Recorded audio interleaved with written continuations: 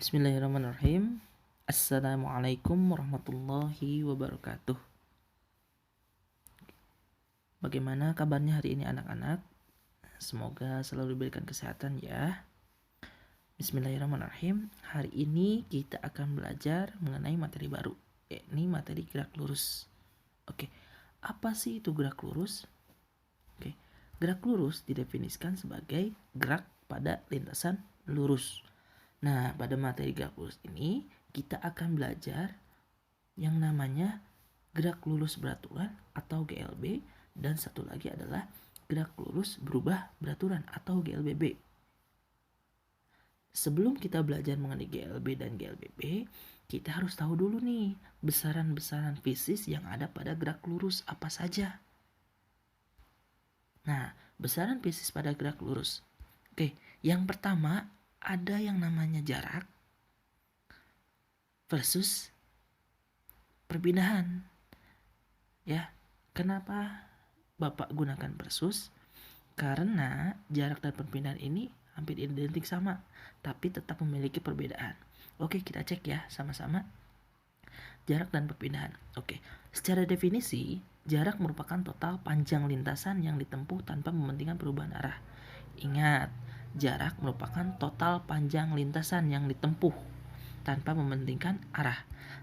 Sedangkan definisi dari perpindahan merupakan perubahan posisi dari gerak sebuah benda dengan mementingkan perubahan arah. Ya, jadi sekali lagi, perpindahan merupakan perubahan posisi dari gerak sebuah benda dengan mementingkan perubahan arah. Kalau tadi jarak tidak mementingkan perubahan arah, sedangkan perpindahan mementingkan perubahan arah. Oke. Nah, berikutnya, jarak merupakan besaran skalar, yaitu besaran yang hanya memiliki nilai. Sedangkan perpindahan merupakan besaran vektor, yaitu besaran yang memiliki nilai dan arah. Itu ya, kalau jarak itu merupakan besaran skalar, kalau perpindahan itu merupakan besaran vektor. Kemudian, untuk satuan jarak dan satuan perpindahan itu sama, satuannya adalah meter. Sedangkan simbolnya untuk jarak disimbolkan dengan S, itu dari kata scale atau skala. Perpindahan juga sama, simbolnya adalah S. Ya, itu tadi perbandingan antara jarak versus perpindahan. Oke. Nah, ingat, jarak dan perpindahan ini merupakan besaran fisis yang ada pada gerak lurus. Nah, kalau kita ilustrasikan bagaimana sih jarak dan perpindahan itu? Yuk kita saksikan sama-sama. Ya. Jadi di sini ada anak kecil berada di titik A. Kemudian dia akan bergerak berlari ke arah kanan. Oke, kita saksikan ilustrasinya sama-sama. Oke. Nah, anak ini bergerak ke arah kanan sejauh 120 meter ke titik B. Kemudian dia berbalik arah nih, mau bergerak ke arah kiri sejauh 100 meter ke titik C.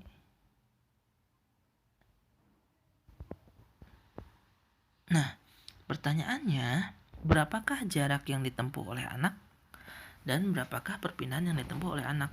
Ya. Nah, ingat, jarak tadi kan adalah panjang lintasan yang ditempuh tanpa mementingkan arah, sehingga total jarak yang ditempuh anak adalah 120 meter ditambah 100 meter sama dengan 220 meter. Itu adalah jarak yang ditempuh oleh anak. Lalu bagaimana perpindahan? Ingat, perpindahan merupakan perubahan posisi pada suatu benda dengan mementingkan arah. Oke, Bapak ulang ya. Kalau perpindahan merupakan perubahan posisi pada gerak suatu benda dengan mementingkan arah.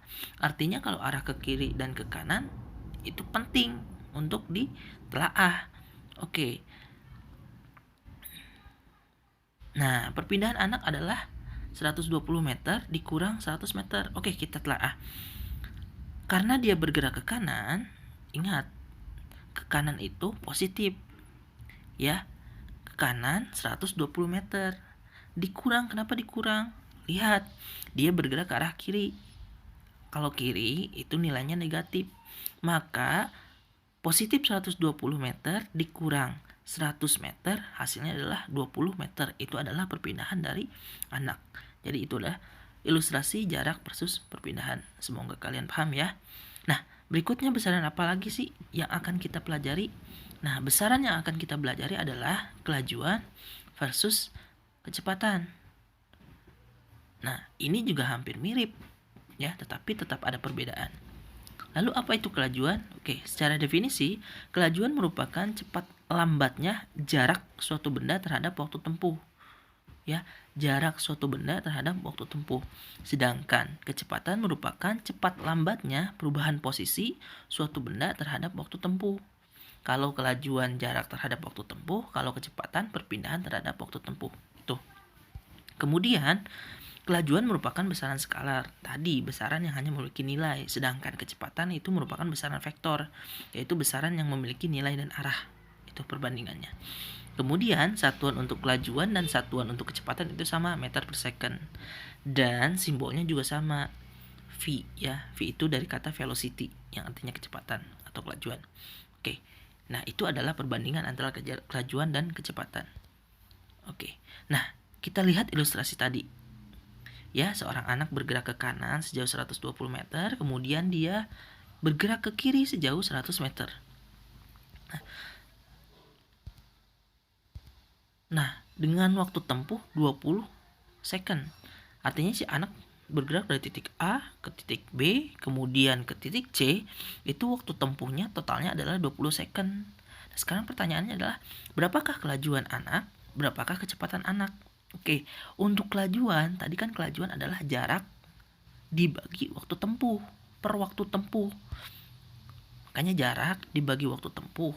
Total jaraknya tadi berapa? 220 meter dibagi 20 second. Hasilnya adalah 11 meter per second. Sedangkan kecepatannya tadi apa? Kecepatan adalah perpindahan terhadap waktu tempuh. Berarti perpindahannya adalah 20 meter dibagi 20 second. Hasilnya adalah 1 meter per second. Beda kan antara kelajuan dan kecepatan?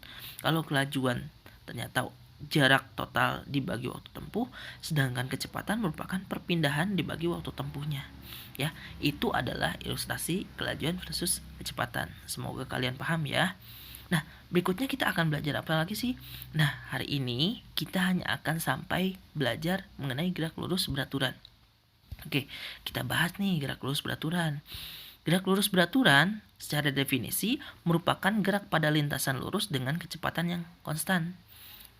Nah, ya ini syaratnya nih. Kalau gerak lurus beraturan itu syaratnya harus kecepatannya konstan.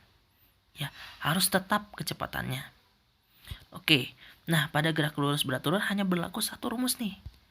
Rumusnya adalah V sama dengan delta S per delta T. Ya, V itu apa? V itu adalah kecepatan, sedangkan delta S adalah perubahan posisi, lalu delta T adalah interval waktunya. Ya, jadi hanya satu rumus nih pada gerak lurus beraturan. Oke, kita lanjut. Nah, pada gerak lurus beraturan ini nanti kalian akan mengenal grafik. Ada berapa grafik sih pada gerak lurus beraturan? Oke. Nah, di sini ada dua grafik pada gerak lurus beraturan. Grafik yang pertama itu adalah grafik S terhadap T. Ya, atau perpindahan terhadap waktu. Sedangkan grafik yang sebelah kanan itu adalah grafik kecepatan terhadap T, waktu, atau V terhadap T.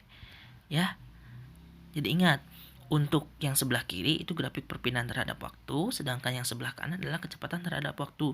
Ini adalah dua grafik gerak lurus beraturan. Jadi kalian harus kenal ya dengan ini. Oke, sekian materi kita hari ini. Terima kasih. Assalamualaikum warahmatullahi wabarakatuh.